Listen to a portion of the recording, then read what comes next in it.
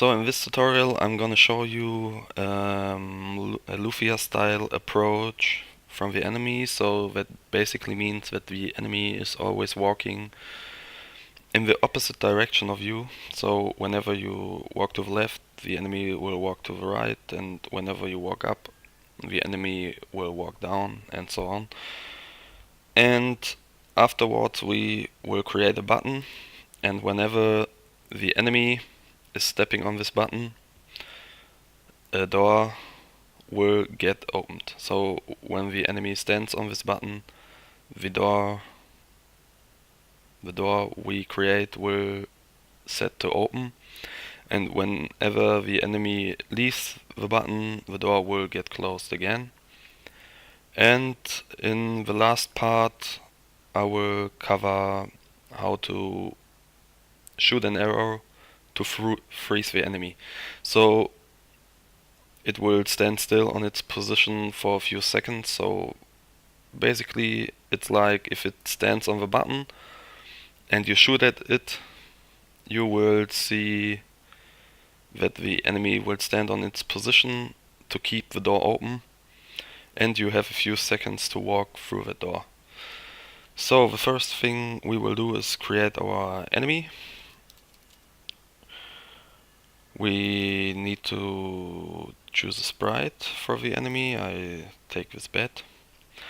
Also, it's important in my opinion to change the frequency and the speed to normal, so the enemy will always have the same speed as you, and yeah, I think it looks the best. So that's basically it for the enemy for the beginning. And now we need to set up the enemy movement. So we call this enemy movement, or you can call it whatever you like, but I like it that way. So we set it to parallel process, so that so it will get checked all the time and not only if you hit the action button or something. So we can turn that off and set it to true. It's important to set it to true if you put this tile, this event like here or here. It doesn't matter where you put it in. So if you set it to true, your hero can walk through it without getting stuck or something like that. So now we need to check where our hero, or what button is pressed. So it's obviously if you push the left button, your hero walks to the left, and that means in this case the bat or the enemy has to walk to the right. So we click on OK, and now we check it.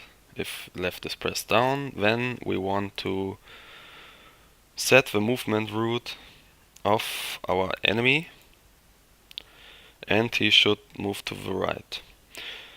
We wait for completion, and we skip if cannot move. So this is important, so if the enemy is running against the wall, he won't perform this action again, so he will just stand. He will stand still and won't move, because it's a wall. He can't move through walls. So that is okay. So this is pretty easy and it's nothing hard, but so now we change this. We copied the first part and pasted it, so we don't have to click so much again. Yeah, now we check if the right button is pressed. That means our player is moving to the right, so our enemy has to move to the left, and we leave it all as it is. Now we don't need to copy that again. We could also paste the other one again. And Now we check if he's going down and if our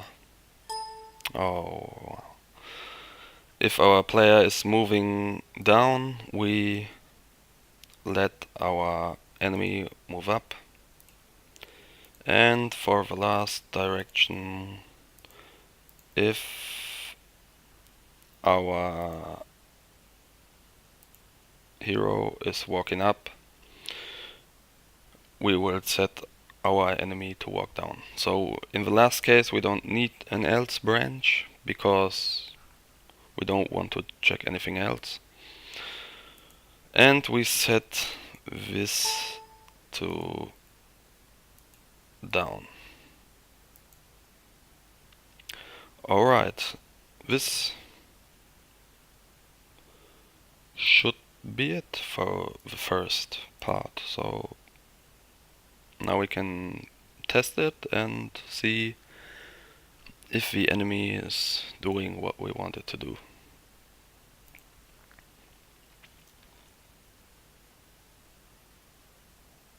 Let's check it.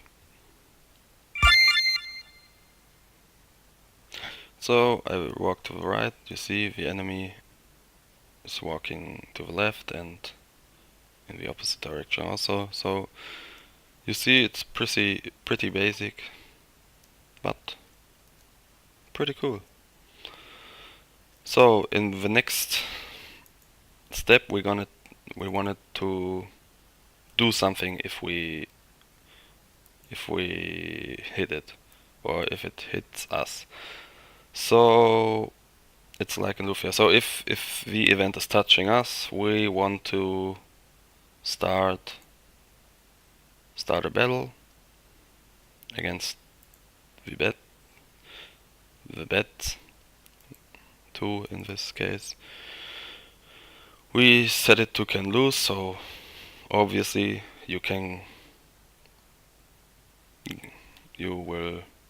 if you lose, you go to the game over screen and have to start over from your last save state. So, and that's it. So you can also we should set here something up. So if you win, the enemy should be turned off.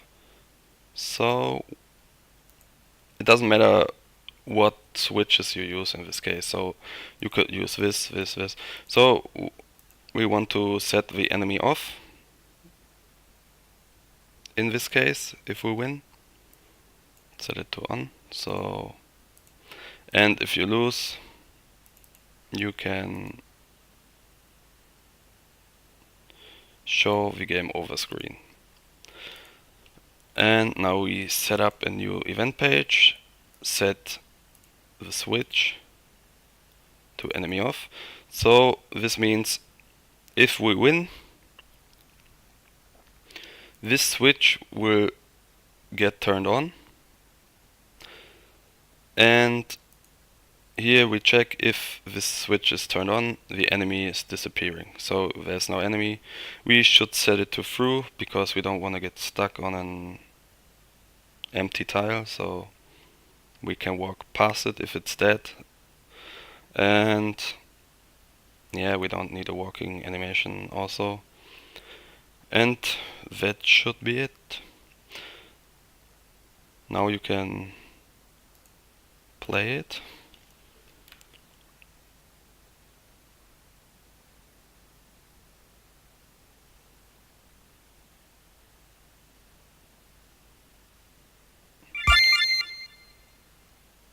And you will see he's doing what we want, and